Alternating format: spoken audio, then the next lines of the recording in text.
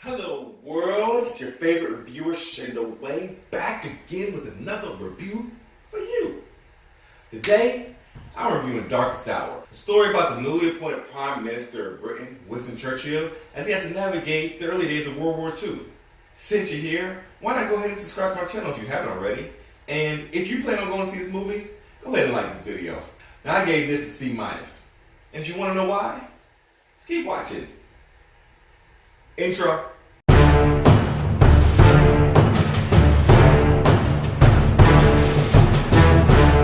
You cannot reason with a tiger when your head is in its mouth! Nonsense. The only slippery slope. Would you stop interrupting me while I am interrupting you? Darkest Hour is directed by Wright, who has also directed the 2005 movie Pride and Prejudice and the movie Oldman. I haven't seen either of those yet, but I will. Now this movie is 2 hours and 5 minutes long, but honestly, it seems much longer. We follow Churchill from before he becomes Prime Minister to when he gets the support of the British Parliament to fight and not surrender to Nazi Germany. Winston Churchill is obviously a troubled man with a drinking problem, and this offers us a dramatized peek inside of his life. And while the Christopher Nolan movie Dunkirk from earlier this year gave us a look at how it may have been on the ground during this time, this movie gives a look at the decisions that were made behind the scenes. Gary Oldman as Winston Churchill was intense.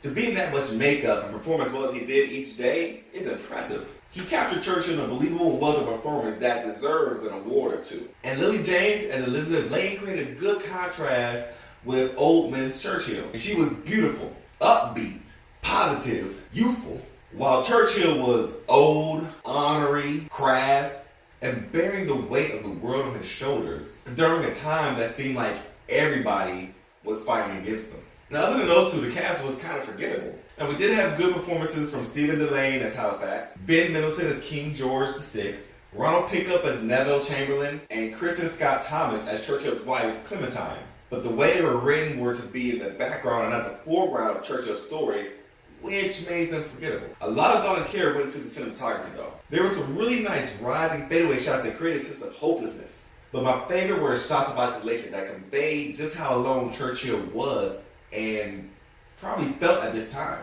These specific shots were well placed and added a nice touch to the story, but I did not exactly like how the story moved. It was basically just one speech after another. If he was not saying a speech, he was preparing for one.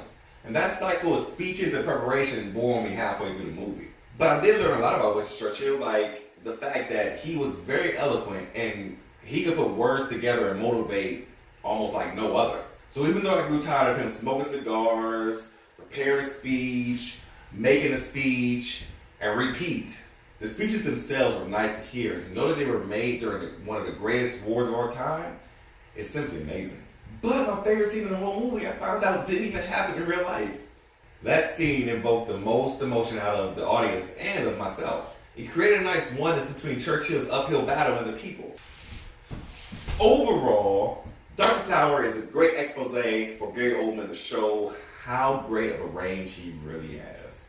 Other than that, in the cinematography, this movie bores and drags on for 2 hours. I personally had an okay time, but it felt more like an overly dramatized documentary without commentary. And that's why Darkest Hour gets a C-. If you're interested in Winston Churchill, you love to watch History Channel documentaries, or want to just learn more about World War II from inside the British Parliament, then you'll probably enjoy this film. For everyone else, take your greenbacks and skip it. Well, that's it for this review. I will see you on the next one. You keep enjoying the movies. I'll keep you away from the bad ones.